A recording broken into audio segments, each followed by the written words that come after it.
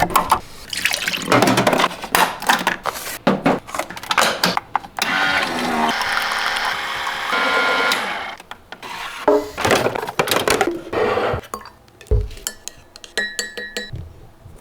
if you don't know me, my name is Helen. I'm a senior at Harvard studying neuro, and it is currently 10:23 a.m. on a Tuesday, and I have 2 final exams tomorrow. So here's what 12 hours of studying at Harvard looks like. Roll the video.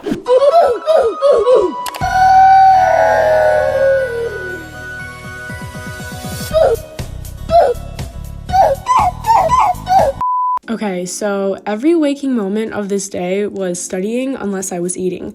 I literally had 2 final exams the next day, back to back, so I had to study for both psychopharmacology and corporate finance, which are 2 completely different subjects. You know, like some classes, like for neuro, I might have some overlap, but corporate finance it has nothing to do with my degree, so very, very different. So I started the morning by reading and annotating the final review slides for Psych 1201, Psychopharmacology, or Your Brain on Drugs, and this has undoubtedly been one of my favorite classes at Harvard. I climbed into my bed to continue studying for Psych 1201 because I just could not be bothered to sit at a desk, and I had originally planned on kind of just filming this whole video in a library and making it 12 hours of studying in a Harvard library, something along those lines. But when I woke up around like 8 a.m., I was like, I have to prioritize my mental well-being, and I can't be, out of my room, which is my safe space. Anyways, studying in bed. You're seeing me do it right now, but, I have to be a hypocrite and tell you not to do it. The Psych 1201 professor told us to never study in bed, but I unfortunately do that a lot.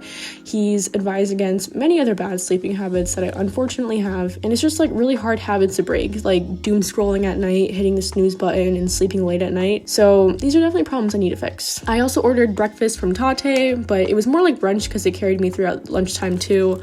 I got a croque madame, which is my go-to order there. It's so good with the ham and cheese. It's an over medium egg and mornay sauce. So I continued just studying for Psych 1201 throughout the morning.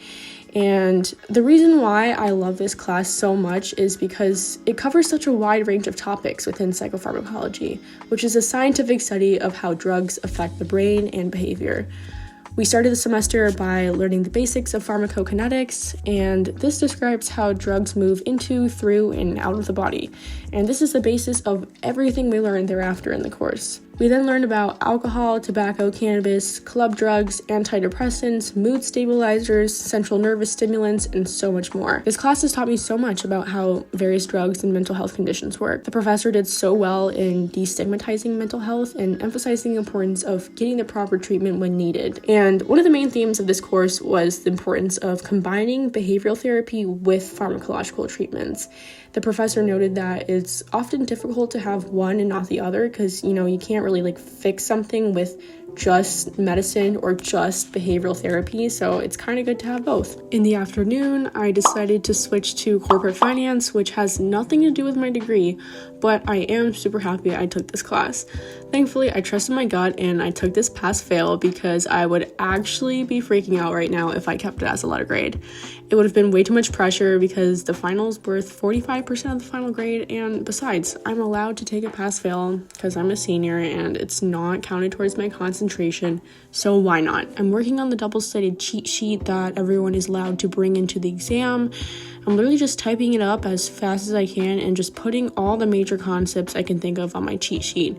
This includes how to do a DCF, the DuPont identity, Gordon growth formula, leverage, efficient market hypothesis, and a lot of other things that just flew over my head in class. So, cheat sheet wasn't too hard once I could really put my head down and really work on it, and I wasn't really focusing on this class too much because I wanted to dedicate most of my energy towards psychopharmacology. I cared a lot more about getting an actual good grade in that class because it had to be a letter grade because it counts towards my degree. Then I had some really bad period cramps, so I wrapped myself up in my Vera Bradley blanket and I laid on my bed and just contemplated my life for a minute because I just could not really handle all the work I had to do for a second.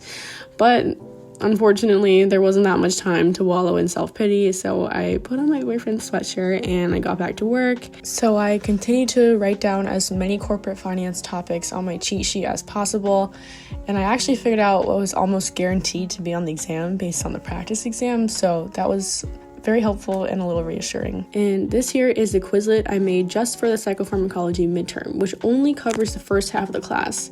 As you can see, there are just so many terms and definitions and just questions that I needed to memorize there. And since the final exam is cumulative, there's a lot more to go. So I opened up a Google Doc to type up all the important terms that I knew I could not easily remember.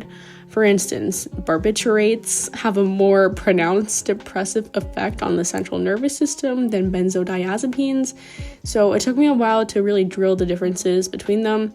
And then I found a pattern in the drug names for each drug class, which definitely made me feel a lot more confident because there were just so many drug names that we kind of had to memorize. So for instance, a lot of benzodiazepines end in AM, while a lot of barbiturates end in AL. I proceeded to type up a bunch of drug names under the various drug classes that we learned about and really just hope that I could somewhat remember at least some of them and just hope for the best.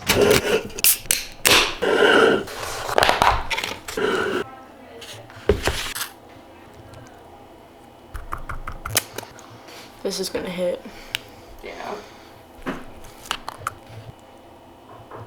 Then I got dinner from Dig, which was very much needed after all of that studying. I got the hot honey chicken bowl with extra hot honey sauce and garlic aioli on the side, which in my opinion is the best thing you can get from Dig.